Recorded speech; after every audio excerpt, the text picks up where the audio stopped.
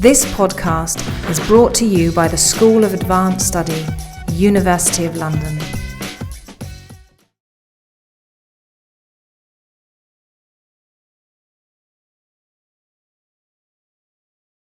Well, very good evening to everybody and welcome to the first in the 2016 series on European Asylum Law.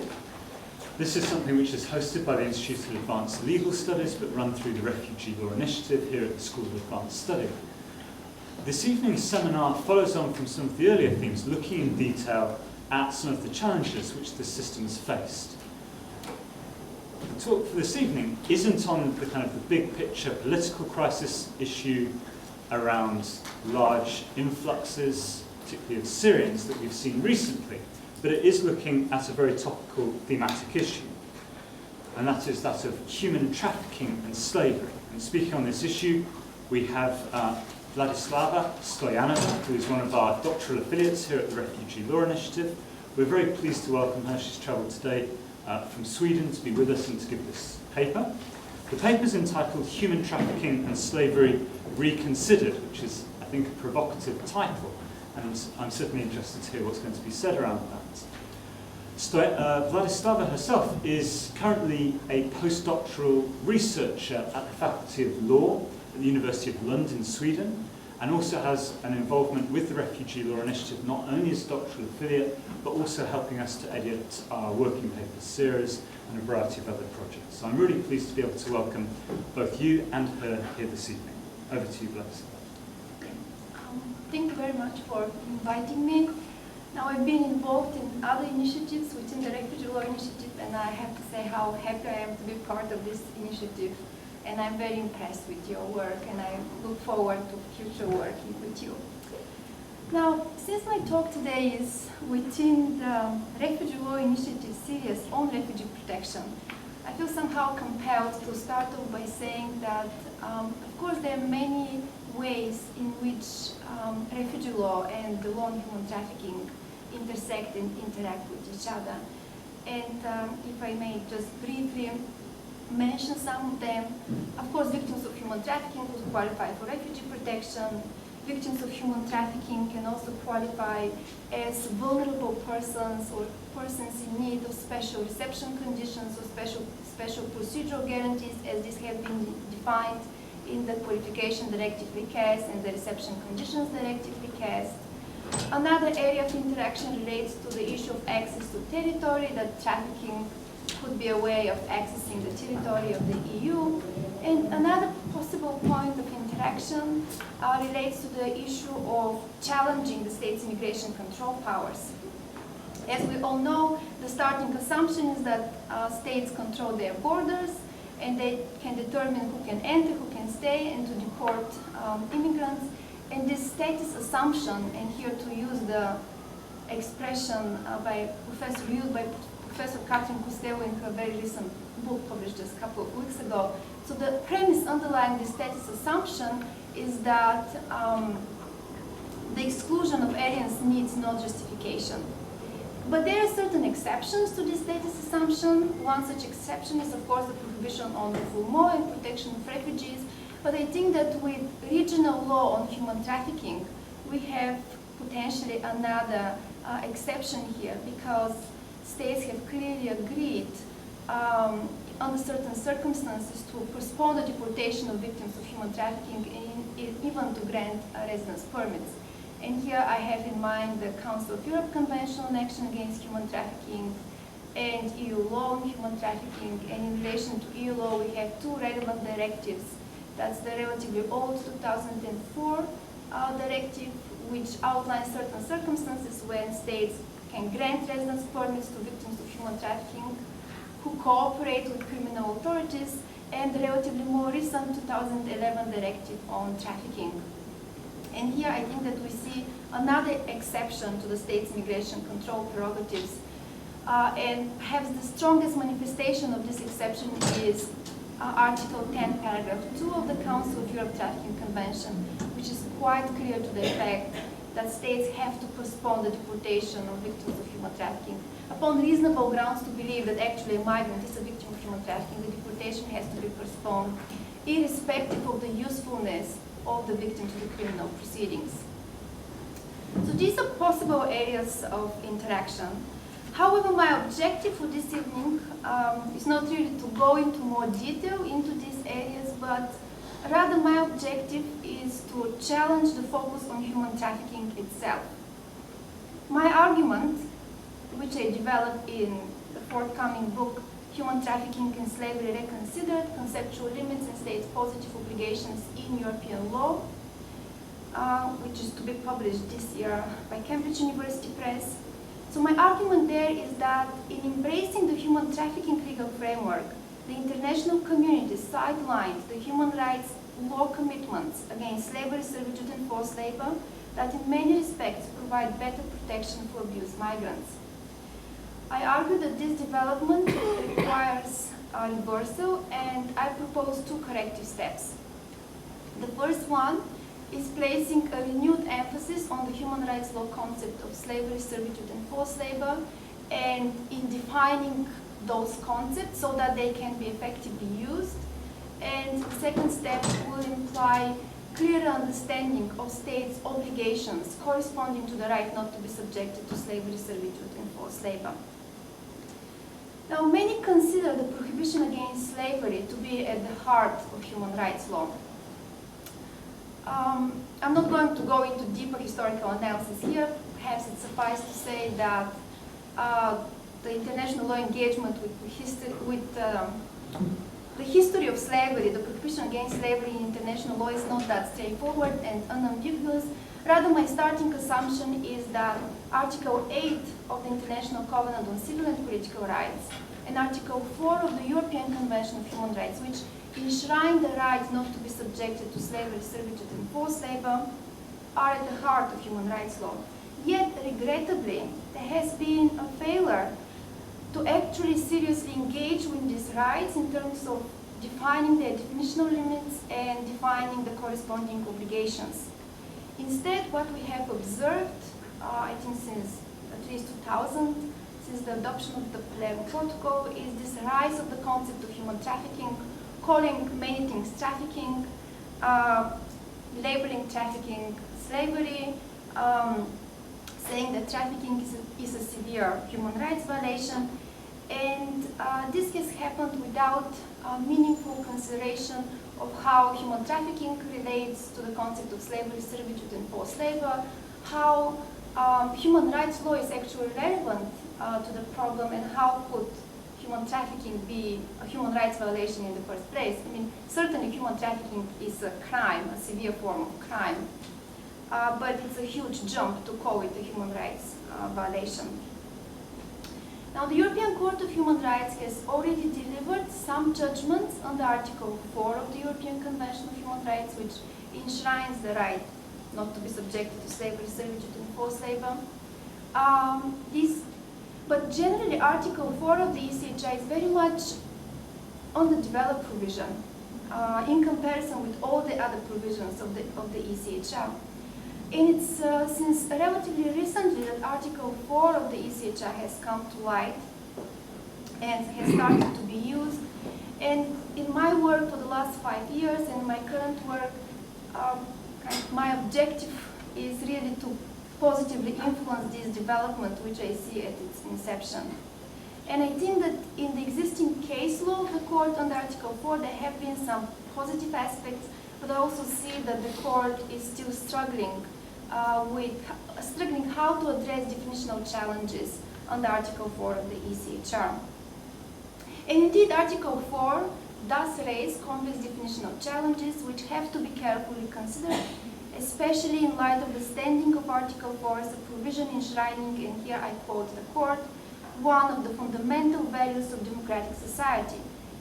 And this is a qualification which the court has used only in relation to Article 3 of the ECHR, which enshrines the right not to be subjected to slavery, servitude, and forced labor, and Article 3, which enshrines the right not to be subjected to torture, inhumane, or degrading treatment, and Article 2, which is about the right to life. And another interesting development which we are about, I think, to observe under Article 4 is how the court is going to approach potential clashes between protection of migrants and state immigration control interests. In other words, I think that Article 4 will be another site where there will be a contestation between state immigration control interests and the protection of migrants. Usually such sites for contestation are Article 3, non-refoulement, Article 8, family life, Article 5, which is immigration detention, but I think that Article 4 will give an additional side of contesting states' immigration control prerogatives with protection of migrants. And here maybe I should also clarify that when I say states' immigration control prerogatives, I have in mind states' exercise of immigration control on the inside. These actions by the state which are meant virtually to make the life of migrants very precarious, and as a result of that they become very vulnerable to abuses at interpersonal level, for example by their employers. An example to that effect, a concrete example, would be employer sanctions or mandating private landlords to check the immigration status, or mandating labor inspectors with also immigration control enforcement. So this will be kind of immigration law enforcement and exercise of immigration control on the inside. Okay, so but let me try to be perhaps a little bit more systematic and go to the meat of my argument. And I should also clarify that I cannot cover all the complexities within this talk. Now, various actors have taken the position that slavery converges, that human trafficking converges with slavery, servitude, and forced labor, including the International Labour Organization. And this position is reflected in the relatively recently adopted protocol, ILO protocol to the ILO Forced Labor Convention. I think that this position is simply unsustainable for slavery for the following reasons. For slavery, servitude, and forced labor are only provided, and here I have in mind the international law definition of human trafficking. So slavery, servitude, and forced labor are only provided as examples of exploitative practices in the purpose element of the definition. Second, even if exploitation has occurred, in order for human trafficking to materialize, there are additional elements that have to be present. The person has to be recruited, transported, transferred by certain means, deception, coercion, abuse of position of vulnerabilities for the purposes of exploitation. And also we should keep in mind that human trafficking can materialize even if no exploitation happens. So if we think in these terms, the structure of the Palermo definition, the international law definition of trafficking, appears to suggest that there are no points at which human trafficking and the abuses of slavery, servitude, and forced labor could overlap. Since basically trafficking refers to a process which could or could not result in exploitation. In other words, trafficking is the supply chain into exploitation, but it's not the type of exploitation itself. Now, I find this for a useful explanation and illuminating. However, I also think that it's not entirely complete since there are some further dimensions that need to be considered. I think that the relationship between trafficking and slavery is more complicated than the explanation which I just provided. Now, the definition of slavery, and here we have to clarify that we have to clarify what's the definition of slavery in international law. And the definition of slavery can be found in the 1926 Slavery Convention, which is a relatively old international treaty, but that's the only definition of international law definition of slavery that we have. And that definition reads that slavery is the status or condition of a person over whom any or all of the powers attaching to the right of ownership are exercised. A definition which in fact has been endorsed by the European Court of Human Rights in its case law, although the court has so far failed to actually appreciate the definition. So that definition covers the exercise of different powers attaching to the right of ownership, including the power of possession, possessing a human being, the power of transaction, transacting a human being. And in this sense, I think that trafficking and slavery can overlap. The difference here is that the definition of human trafficking provides concrete action elements, recruitment, transportation, transfer, harboring, or receipt. And in this sense, perhaps it's easier to use, it's more handy. In comparison, when we think about the definition of slavery in international law, it is more difficult to identify actually which of these powers attaching to the right of ownership. When one human being exercises powers attaching to the right of ownership in relation to another human being. And this problem emerged quite evidently at the time, for example, when the crime of enslavement and the elements of the crime of enslavement and sexual slavery were discussed in the context of the Rome Statute and the elements of crimes, which are meant to assist the judges in the interpretations of the crime. So, and in fact, during those discussions, the Rome Statute, the elements of crimes, they provide the most recent discussions, I would say, of the definition of slavery in international law. And they did face the challenge, actually, how to define these powers attaching to the right of ownership. Now, the clarification which I offer should not be understood to the effect that human trafficking can be generally equated with slavery. Because, and I think this is a very important point, human trafficking, as it is defined in international law, is elusive, ambiguous, uncertain as to the level of control that needs to be exercised over the person.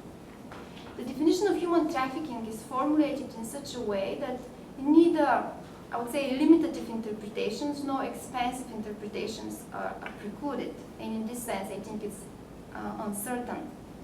But it cannot be ruled out that there could be factual circumstances that can be classified as both trafficking and slavery. And in this sense, the concept can converge. Now, the more pressing question, which I have to look at, is what choices have been done in terms of concepts for defining abuses. Meaning, if we look into concrete factual circumstances as they emerge from concrete cases, what concepts have been used for defining these factual circumstances, and what difference does the legal classification make at the end of the day? And the starting point for this comparison should be the case of Ranche versus Cyprus and Russia, which some of you might be familiar. It's referred as a landmark case of the European Court of Human Rights.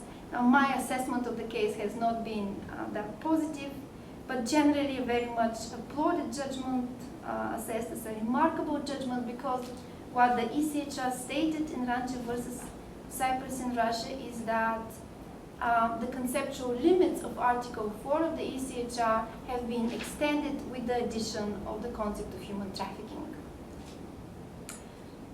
Perhaps I should very briefly clarify the factual circumstances of the case. The judgment was delivered in 2010. Very briefly, this was a case about a woman from Russia who entered Cyprus on the so-called artist visa regime to work as an artist, basically dancers. Now, I've never been to Cyprus, but I know that it's a very attractive tourist destination. And there were reports that actually these women, most of them were from Eastern Europe, were not actually working only as dancers, but they're also working as prostitutes, including 2 reports by the Council of Europe Commission for Human Rights, who at that time actually happened to be from Sweden, that since they work as prostitutes, they must be also victims of exploitation. In the particular case of Ms. Rancheva, she was a young woman. She entered Cyprus on that particular visa regime. A couple of days after that, she left her employer. The employer started to search for her. He found her in the discotheque. Then he brought her to the police station with the idea, the police, to declare her as illegal so that he could potentially get a new artist, because according to the national legislation, each employer had the right to a limited number of artists. The police checked her immigration status, determined that she's not illegal in the country, called back the employer. The employer came to pick her up from the police station, and then he brought her to an apartment of another employee. And then what happened, we don't really actually know what exactly happened, because the following morning she was found dead under the balcony of the apartment. So it's a very tragic story. Certainly Cyprus was found in violation of Article 2, the right to life, the procedural aspect of Article 2, because the national authorities in Cyprus conducted a dismissive investigation into the circumstances of the death. And the question was how Article 4 of the ECHR was relevant to the case. And as the judgment is formulated, the court points to two grounds substantiating the assertion that Ms. Rancheva's story has anything to do with trafficking. And these two grounds were that she entered Cyprus to work as an artist, and it was widely reported that artists work as prostitutes, and therefore they're victims of exploitations. Now, if we focus on the legal analysis pertaining to Article 4, the court determined that trafficking itself within the meaning of the Palermo Protocol and the Council of Europe Trafficking Convention falls within the scope of Article 4. Now, one may try to search for quotation of the definition of human trafficking and explanation of its constitutive elements. However, neither of this is forthcoming. Instead, the ECHR determined that, and here I quote, trafficking in human beings by its very nature and aim of exploitation is based on the exercise of powers attaching to the right of ownership. It treats human beings as commodities to be bought and sold and put to forced labor, often for little or no payment, usually in the sex industry, but also somewhere else. Now, this statement is simply incorrect. It is not correct that trafficking is based on the exercise of powers attaching to the right of ownership. In international law, we have the concept of slavery, which is defined as exercise of powers attaching to the right of ownership, which raises the question, why should the court go to the concept of human trafficking in order to determine that the abuses in relation to which one human being exercises powers attaching to the right of ownership in relation to another fall within the material scope of Article 4, when in fact the court has in its legal toolbox already the concept of slavery. But I'll return to this point later. Throughout the whole judgment, the court refers in abstract to trafficking and exploitation instead of seriously engaging with definitional issues, explaining the meaning of exploitation, what exploitation of prostitution of others means, whether in fact Ms. Rancheva was recruited or transported by deception or coercion for the purpose of exploitation. In other words, what I try to suggest here is that since the court takes on board the definition of human trafficking in international law and already inserts it within the scope of Article 4, well, the court should actually seriously engage with that definition. But it fails to do that, and it does not really explain how the factual circumstances relate at all to human trafficking. And as much confusingly, the court refers to Ms. Rancheva as both a victim of trafficking or exploitation, which raises the question whether the material scope of Article 4 of the ECHR is extended to cover also exploitation. And even if it were extended to such an extent to cover also exploitation, isn't it also necessary to identify certain severity threshold? And in rights like Article 4, and here we can also make a parallel with Article 3 of the ECHR, which is about torture, inhumane, and degrading treatment, and these are rights which we refer to them as absolute rights. In those rights, the severity threshold for the triggering of the application of these provisions is very important. In this sense, I think that it's unfortunate that the court took that approach to Article 4. The court seems to assume somehow that prostitution was inherently exploitative, and I should also clarify that indeed that position that prostitution is inherently exploitative is within the interpretative openness of the definition of trafficking. The fundamental problem here is that the adoption of this assumption precludes any analysis of the abuses themselves and the reasons for the abuses. Is there actually, and I already suggested this question, is there in fact any need of the concept of human trafficking when human rights law already has a concept covering abuses against human beings associated with exercise of powers attaching to the right of ownership? What the court had to do was simply to take the definition of slavery and clarify how it is applicable in the concrete factual circumstances. And in fact, I think that there are powerful legal arguments that the definition of slavery is applicable to the factual circumstances, that we can conceptualize the situation as powers attaching to right of ownership. And in order to do that, we can focus on the particular visa regime in Cyprus, which existed at that time. That visa regime was already abolished after the judgment. But the state created such regulated the presence and the work of migrant women on the territory of Cyprus in such a way that it made their existence extremely precarious and made them very vulnerable and very dependent on their employers, to such an extent that one can argue that employers were exercising powers attaching to right of ownership.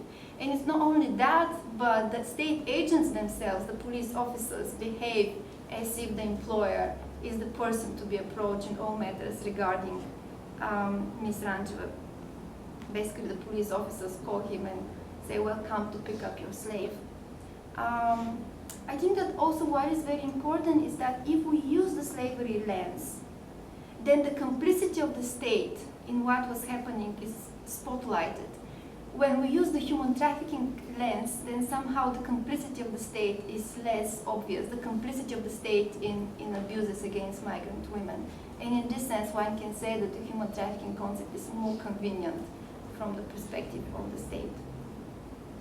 But let's move the discussion beyond Ranchev versus Cyprus and Russia. I think it's quite obvious that I don't like the judgment. So let's move beyond that and look into national law. I would like to suggest that since the elements of the definition of human trafficking, abuse of position of vulnerability, deception, exploitation, so these elements can refer to both severe forms of abuses in the context of prostitution and also voluntary non-abusive prostitution. I think the definition fails to reflect the gravity of abuses against migrants. And I have looked into concrete criminal law cases, and we can see that there are cases where migrants are exposed to severe forms of abuses, and these cases have been labeled trafficking. And at the same time, we have other cases of virtually voluntary non-abusive migration, women agreeing to go to work as prostitutes. And I would say that non-abusive circumstances, they are also labeled as trafficking. And as a consequence, the definition of trafficking appears to be inoperative for undertaking a realistic assessment as to the existence of a problem of subjecting migrants to severe forms of abuses. And I think that this is not a consequence of somehow incorrect interpretation or application of the definition of human trafficking at national level, nor is it necessary in violation of the international law obligations undertaken by states. I think that the international law definition of trafficking simply accommodates this divergent interpretation, and this has to do also with the particular legal context within which that definition was adopted. And that particular legal context was transnational law. The driving force behind the human trafficking legal framework is facilitation of state cooperation in criminal matters, and the definition is meant to ground this cooperation in some basic understanding of what states have to cooperate about, what they have to cooperate about. Thus, it was adopted as part of a package whose points of reference were cooperation in criminal matters, fight against organized crime, enhancement of border control, and these were really intended to function regardless of whether migrants were transported or recruited for the purpose of exploitation, understood in a very broad way, or in fact they were enslaved. To the extent that a broad interpretation of the definition of human trafficking obstructs the achievement of these objectives, cooperation in criminal matters, states might fail to fulfill their obligations under the trafficking legal framework. However, I don't think that that's necessarily the case, and in order to answer the question whether this divergent interpretation of the definition of trafficking result in failures by the state to fulfill their obligations in relation to cooperation in criminal matters, we'll have to look into the concrete regimes on the EU law or Council of Europe law or any bilateral treaties between states which govern cooperation in criminal matters. Perhaps it will suffice here to mention the European arrest warrant. And divergent national interpretations of the definition of trafficking are unlikely to cause problems here, because if the arrest warrant is issued with respect to the crime of human trafficking, double criminality is not a requirement. Therefore, I will argue that this ineffectiveness of the definition of trafficking is really embedded in the legal regime within which it was adopted. An additional problem triggered with the definition of trafficking is displacement of the focus from the actual abusive conditions of migrants, including in European host countries, to the migration process. In particular, classifying abuses against migrants with reference to the deceptive or coercive migration as human trafficking opens up gaps where actual abuses in host countries have to be addressed. The preoccupation with the process, with the migration process, which the definition of trafficking suggests, has deflected concerns away from the actual abusive conditions which could amount to slavery, servitude, and forced labor. This was very well illustrated in a case before the European Court of Human Rights called CN versus United Kingdom, where there was a situation of a migrant woman subjected to, I would say, domestic servitude, but the national investigating authorities were basically focusing on how she entered the country, whether the process raises any suspicions that she was trafficked, and not on the actual abusive conditions within which the woman was held and the level of control which was exercised over her. And indeed, there are migrants who are subjected to, let's say, forced labor situations as a result of trafficking. However, it's questionable whether situations of forced labor or servitude or slavery are necessarily the outcomes of facilitation of deceptive or coercive movement. In spite of this, human trafficking has been widely made a criminal offense, given the lack of criminalization of slavery, servitude, and forced labor in many states within Council of Europe. Now, if we look into the criminal legislation in Council of Europe states, we see that we have actually many states, actually all of them, I would say, have the crime of human trafficking, because the human trafficking legal framework has had a very strong impact on national substantive criminal law. Many states do not have not criminalized slavery, servitude, and forced labor as such. And the legislation of Albania, Armenia, Belgium, Bulgaria, Czech Republic, Denmark, Ireland, Estonia, Latvia, Netherlands, Slovakia, Spain, Sweden, and Switzerland contains criminalization of need of slavery, servitude, and forced labor. In some countries, for example, like my home country, which is Bulgaria, slavery is criminalized as a crime against humanity, but not as a separate offense, which basically means that if let's say, a migrant is subjected to forced labor, most likely the definition of trafficking will be used for prosecuting the offender. And I would say that in light of the existing case law under Article 4 of the European Court of Human Rights, the national legislation of these states is simply in violation of the European Convention of Human Rights. They fail to meet the standards as established by the Strasbourg Court. Now, in contrast to these Council of Europe member states, United Kingdom has become aware of this gap in its national legislation even prior to CN versus United Kingdom, the case which I mentioned, UK, that was in 2009 when the UK criminalized slavery, servitude, and forced labor for the first time.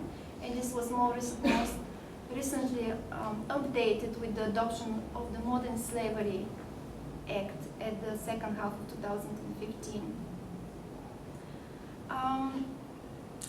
So this is a positive development within the United Kingdom. Also, another positive development is the adoption of is that within the UK, specific statuses have been established not only for victims of trafficking, but also for victims of slavery, servitude, and forced labor, and certain protection and assistance measures will be extended for also these kinds of victims, which is not the case in many other countries. However, what we can observe is, again, preference in favor of trafficking. And this is reflected in the competent authorities' guidance, a document where the Home Office has outlined the procedure for identification of victims of modern slavery and the protection and assistance afforded to them.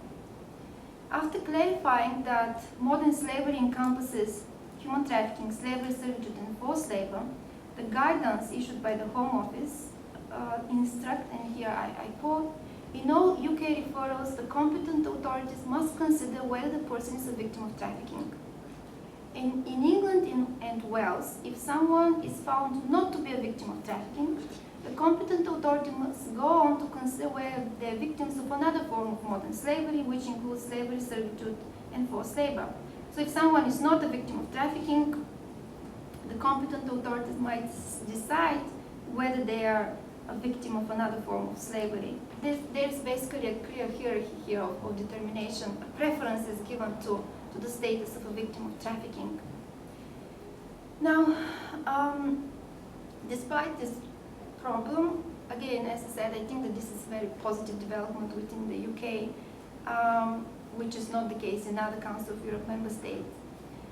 And as a result of this, the EU Fundamental Rights Agency, in a very recent study, which was entitled "Severe Labour Exploitation, Workers Moving Within the European Union," one of the major conclusions of the EU Fundamental Rights Agency is the following.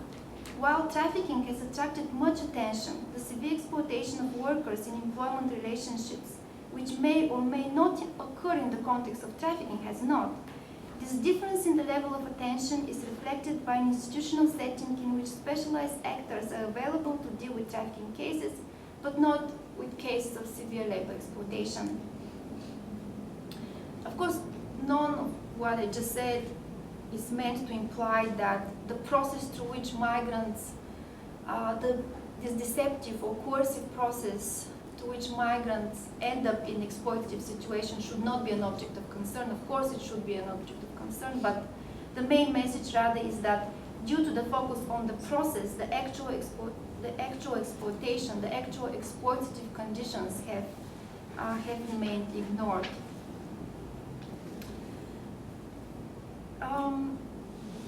Let me finally consider a possible objection against what I just said. Now it can be objected, well, slavery, servitude, and forced labor are as much indeterminate, as much difficult to define as trafficking. It can be argued that the question as to how much control has to be exercised over a migrant so that his or her condition fall within the material scope of Article 4 has remained as much uncertain and as much ambiguous. And indeed, this relates to arguments by the leading, like for example, Alan Gallagher, who is the major, the leading authority on the human trafficking, who has argued that we need human trafficking because there has been a general failure to identify the substance of the norm related to slavery. And her position is that since the substance of the human rights law prohibition on slavery has not been identified, it was necessary to resort to the concept of trafficking. Now, I do acknowledge that we still face difficulties, that still face definitional challenges, but I reject the position that the definition of trafficking is the remedy. And labeling trafficking, I think that adding another concept, that of human trafficking, which is rife with problems as to its ambiguity, and conflating it with slavery, servitude, and forced labor has not certainly made things better. In fact, it has caused further confusion. I don't know how I'm in terms of timing. You've probably got 10 to 15 minutes. Okay. Then let me consider one final issue. How far has the European Court of Human Rights gone in terms of defining Article 4, defining slavery, servitude, and forced labor?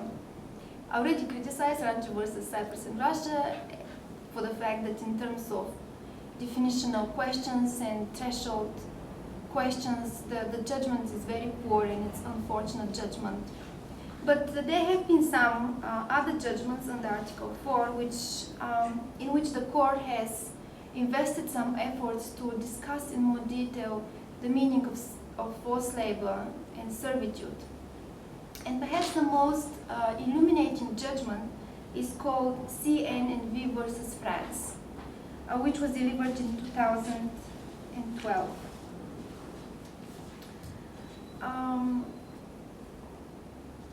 Now, this was a case about two sisters from Burundi who were brought to France by a family under the promise that they will be, that their migration status will be regularized and that they will go to school.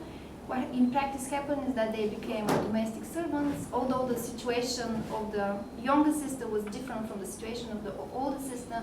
The younger sister indeed went to school and she had the time to write homework. In contrast, the bigger sister was basically taking care of the household and taking care of the children of the family. So she was a domestic servant. When the case reached the European Court of Human Rights, the court had to first define the definition of threshold. Does this factual circumstance meet the definition of forced labor, meet the definition of servitude? The definition of slavery was not discussed. But here the court did engage carefully with the threshold question and tried to address carefully the definition of forced labor. Now, as we all know, there is a definition of forced labor in international law, and that definition can be found in the ILO Forced Labor Convention from 1930. Now, this is again a very old instrument, it's a colonial instrument, but ILO has insisted on that definition, and more recently that definition was reaffirmed in the 2014 additional protocol to the ILO Forced Labor Convention. And that definition contains two elements: menace of penalty and involuntariness. So someone is subjected to forced labor when there is a menace, when he does the labor under the menace of penalty and without consent. And the European Court of Human Rights has referred to that definition, but interestingly, the court has stated also that the ILO definition of forced labor is only a starting point.